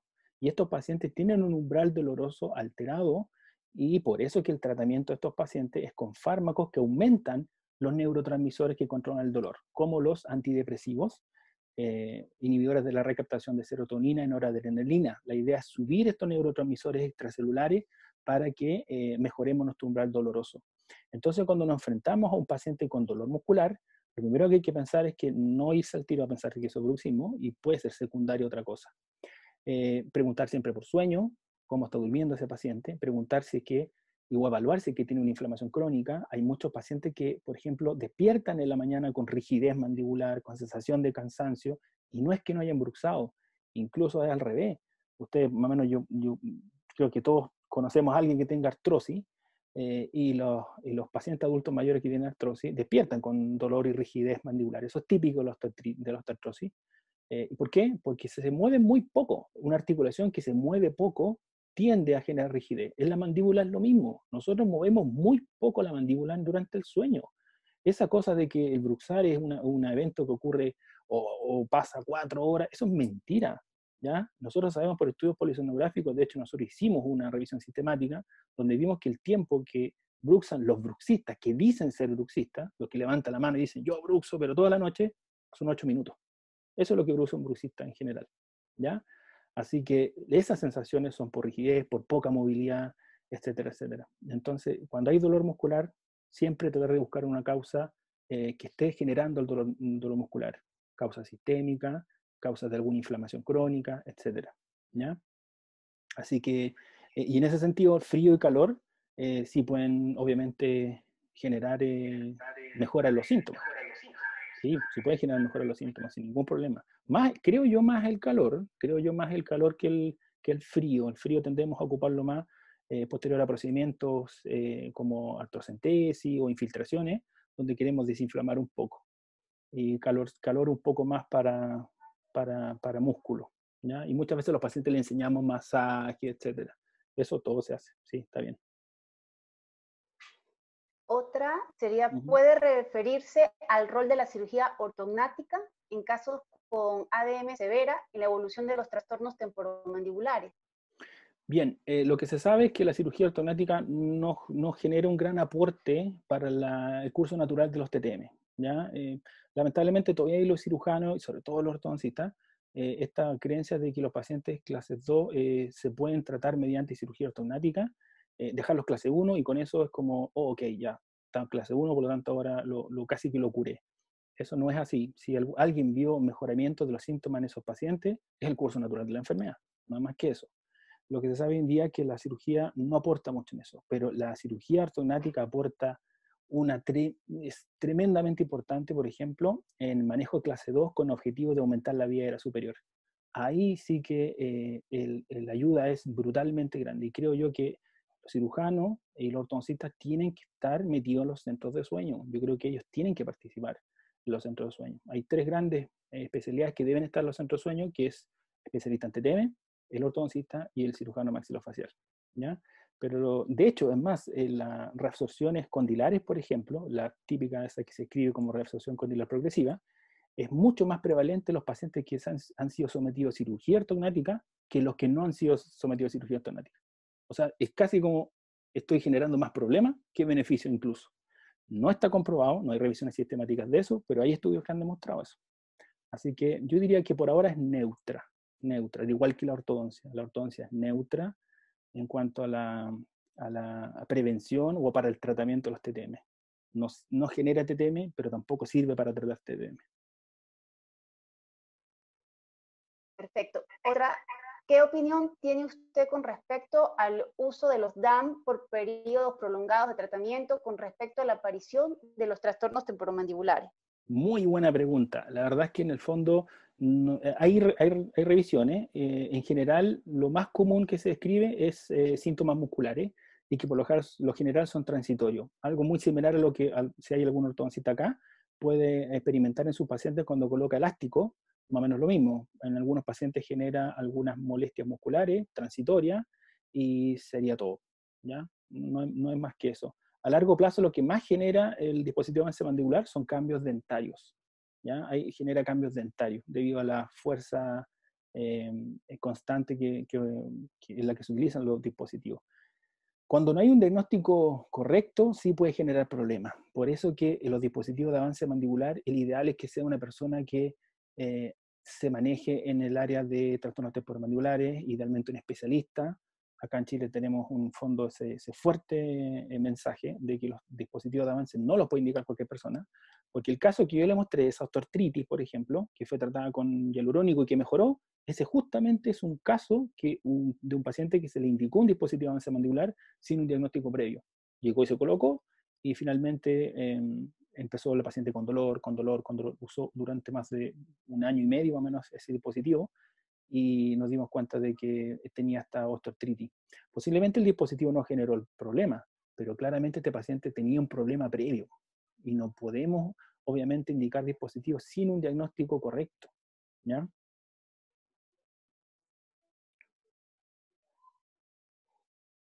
Doctor, ¿cómo realizar una buena anamnesis del sueño y poder derivar a tiempo? Uy, compleja pregunta. Es imposible contestarla así como tan rápido. La verdad es que en el fondo hacer una anamnesis de sueño conlleva muchas cosas, muchas cosas. Si quieren hacer una anamnesis así rápida, lo primero que hay que preguntar es cómo percibe el paciente su calidad de sueño, buena, regular, mala.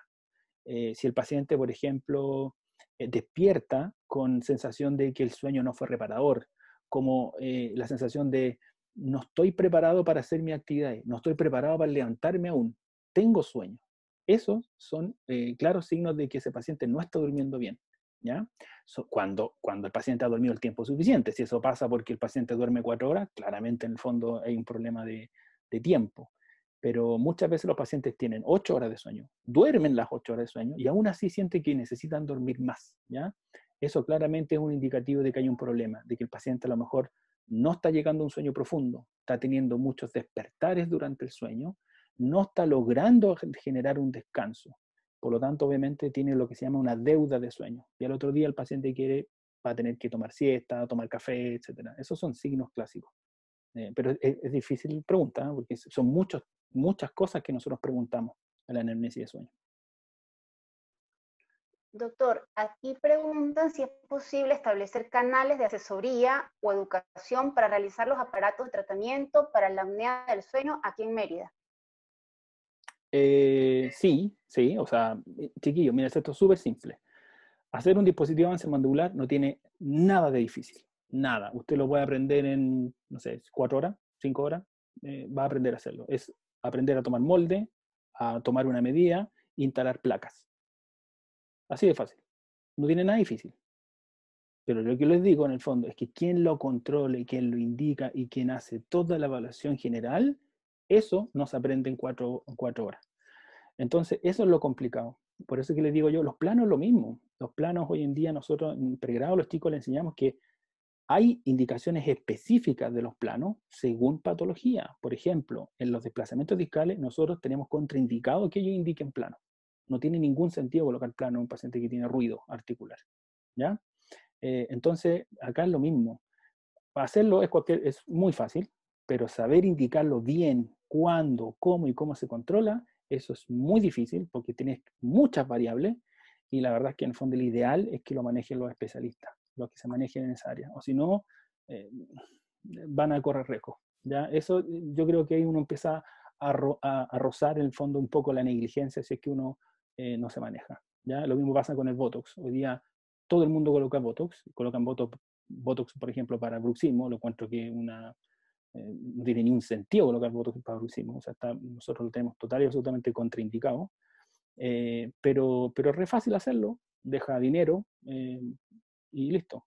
El tema es en el fondo con los dispositivos lo mismo, o sea, les va a dejar dinero, sí, ok, pero el tema es si están bien indicados o no, es complejo, ¿ya? Así que, por lo menos acá nosotros en Chile, el mensaje es que los dispositivos ansimandibular lo indiquen especialistas en TTM y dolor orofacial, ¿ya? Y el Botox para bruxismo, nunca, nunca.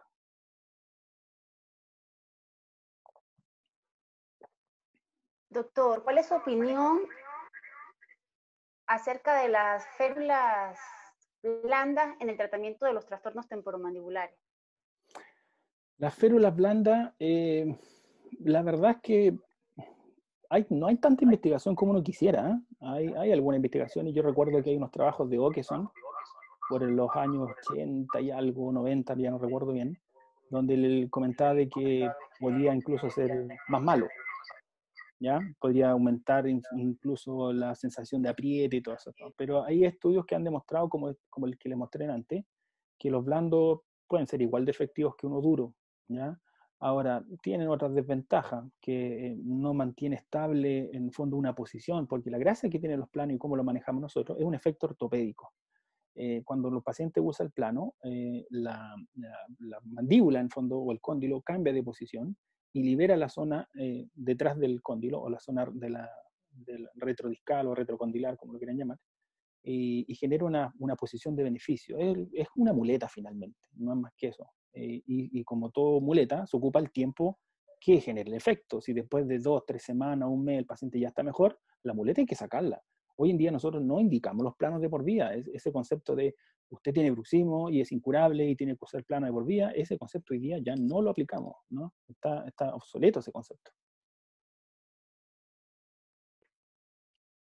Doctor, ¿aumentar la dimensión vertical en una rehabilitación podría agravar los trastornos temporomandibulares? Ah, qué buena pregunta. No.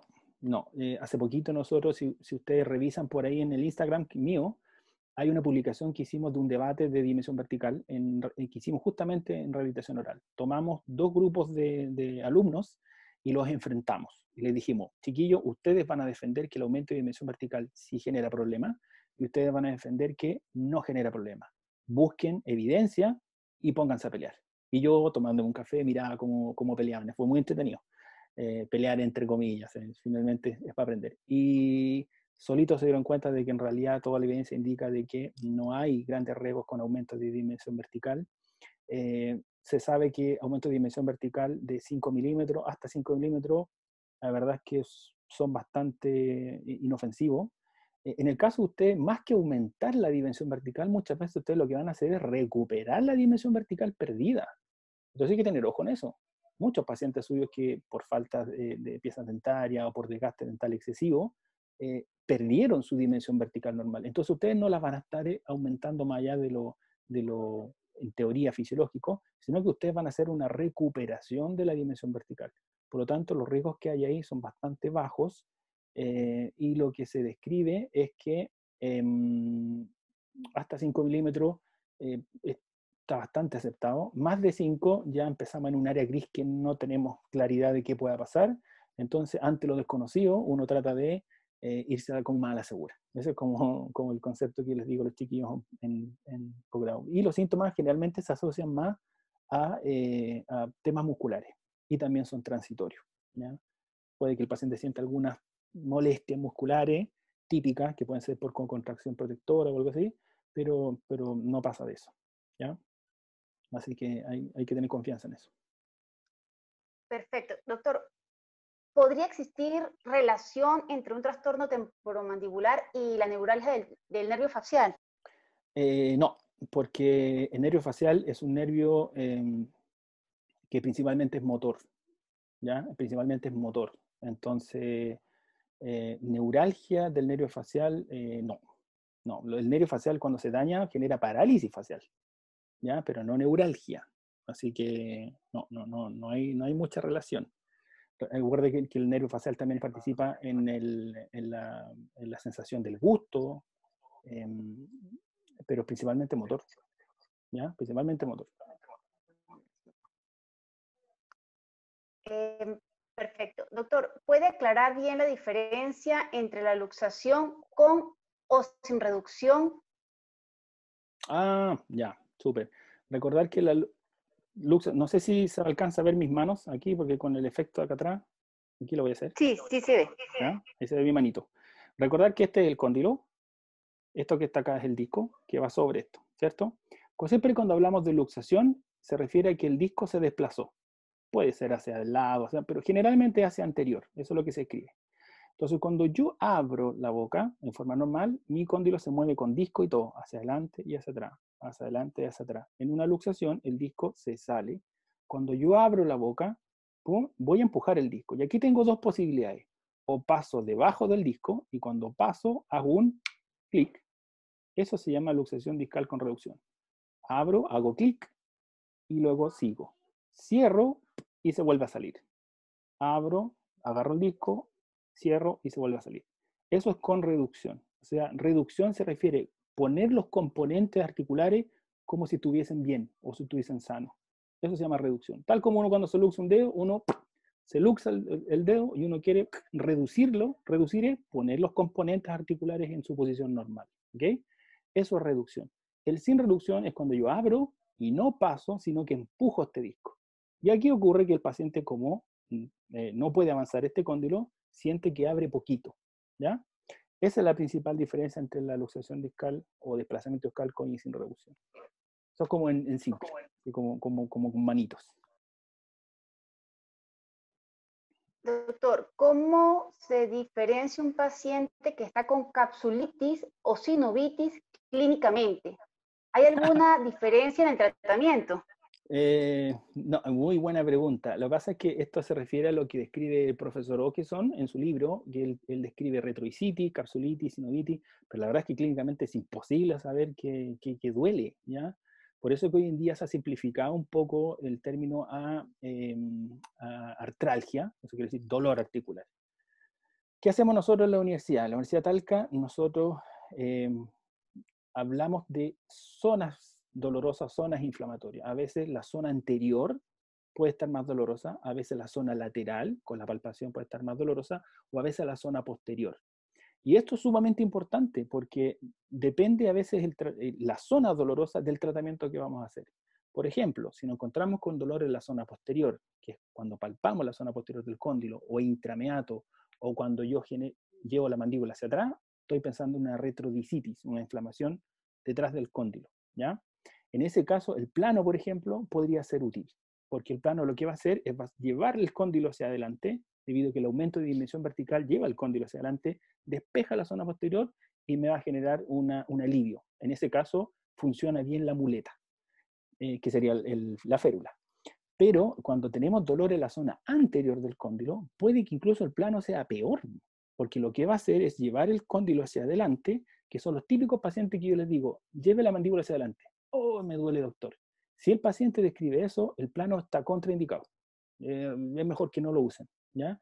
Porque puede generar más problemas incluso, ¿ya? Entonces, no hablamos mucho de capsulitis y cosas así por el tema de qué tejido está involucrado, porque es imposible saberlo, pero sí de la zona dolorosa, ¿ya? Es más importante.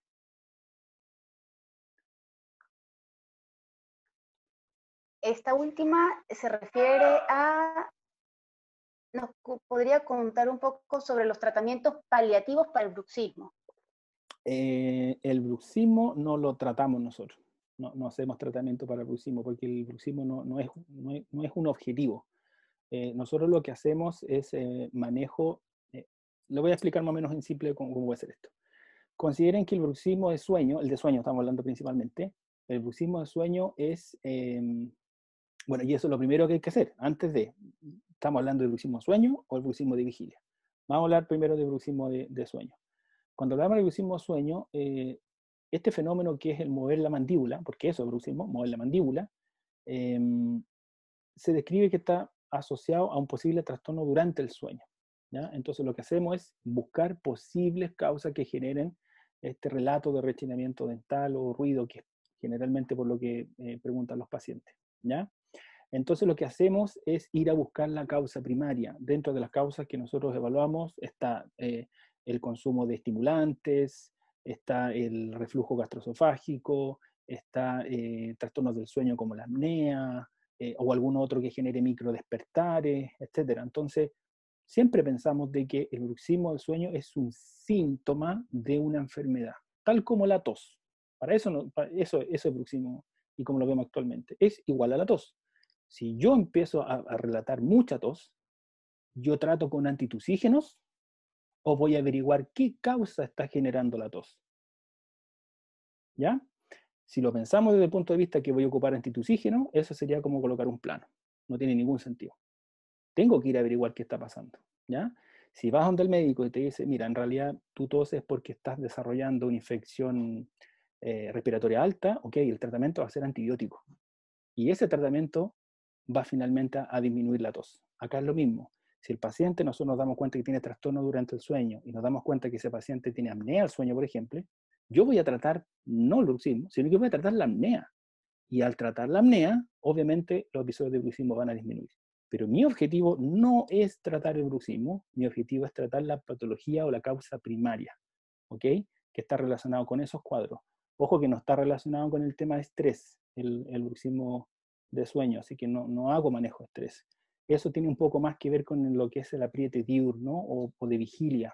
El término correcto actualmente es bruxismo de vigilia. Y ese sí se puede manejar con terapia conductual principalmente.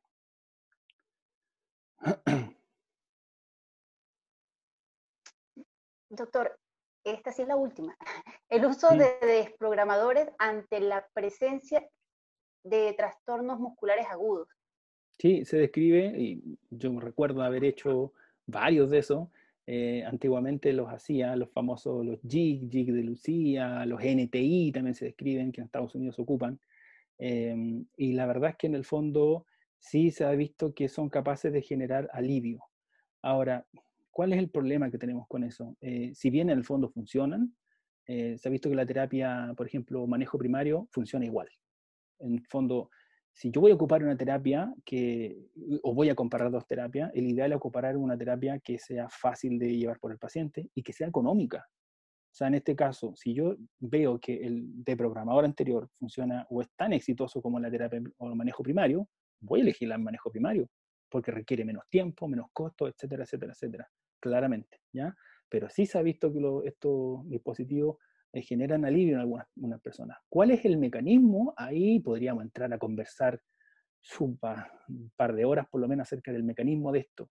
Se describe porque el estímulo obviamente proprioceptivo del sector anterior, pero también podría ser a lo mejor porque al aumentar la dimensión vertical está mejorando una posición condilar asociada a una inflamación articular. Entonces, de nuevo, volvemos a lo mismo. Posiblemente ese dolor muscular está asociado a un cuadro inflamatorio articular que no habíamos visto. Entonces, eso hay que tener ojo. A veces en el fondo nos enfocamos mucho en dolor muscular y no nos damos cuenta que muchos de esos cuadros musculares están escondiendo el real origen, ¿ya? Hay veces que los pacientes tienen dolor muscular incluso por dolor de otras zonas, dolor periodontal, dolor dentario, y los pacientes generan dolor muscular, ¿ya? Los músculos parecen ser así como un órgano que avisa cuando hay un umbral disminuido del dolor. Sí, hay que tener ojo con eso. Pero sí, se describe que sí servirían los dispositivos. El mecanismo es complejo saber. Doctor,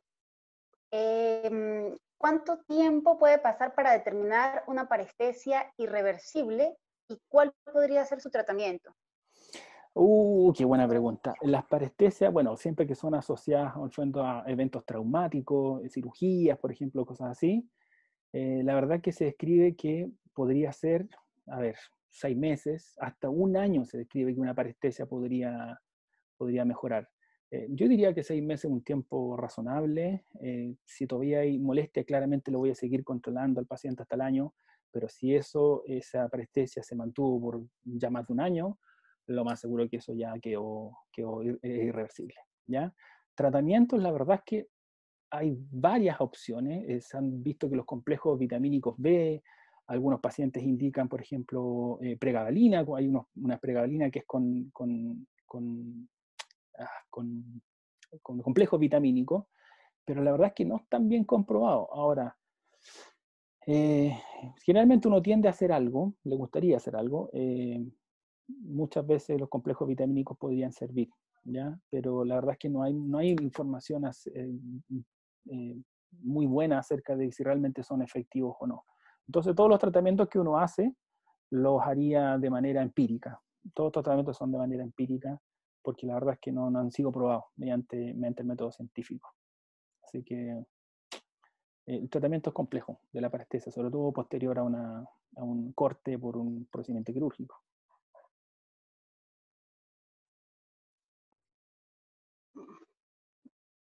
¿Aló? Sí. Ay, ¿Sí? doctor, muchísimas. Ya creo que ya no hay más preguntas. Sí, estamos en hora de... Estuvimos Sí. harto rato. Estuvimos harto. Sí, muy agradecida por su disposición, por su capacidad de trabajo, por ser un docente extraordinario. Y bueno, espero volverlo a invitar porque yo estoy muy segura que son muchísimas preguntas y muchas expectativas que seguramente quedaron por allí. Sí, no hay problema. Como les digo, en el fondo hay muchos temas que conversar. Nosotros con el grupo querido que tengo yo de los valdivianos, hacemos charlas, hablamos de bruxismo. Si gustan un día yo puedo invitar a ellos también y hacemos una conversación acerca de bruxismo porque ese es un temazo y la cantidad de evidencia que hay hoy en día es tan buena que yo creo que merece que la gente la conozca. Muchísimas gracias. De verdad que en nombre de mi facultad, del posgrado, y yo sé que de los residentes de otros posgrados de Venezuela también están aquí, le agradezco su ayuda y su disposición. No, cuando gusten, de verdad, cuando gusten. Así que yo feliz de esto. Yo soy un apasionado de esto, así que de verdad, cuando gusten, yo feliz de poder compartir con ustedes. Doctor, ¿dónde va a quedar grabado para los que por situación país no pudieron conectarse? Sí, mira, yo lo que voy a hacer ahora es obviamente bajar esta presentación y lo voy a subir a un canal de YouTube, así que yo te lo voy a mandar a ti para que lo puedas, obviamente. Perfecto. Pero el canal de YouTube que está aquí, que lo vi lo mostré en la presentación, buscan Álvaro González Villalobos y ahí hay presentaciones mías y esta va a estar ahí, así que no hay ningún problema. Perfecto.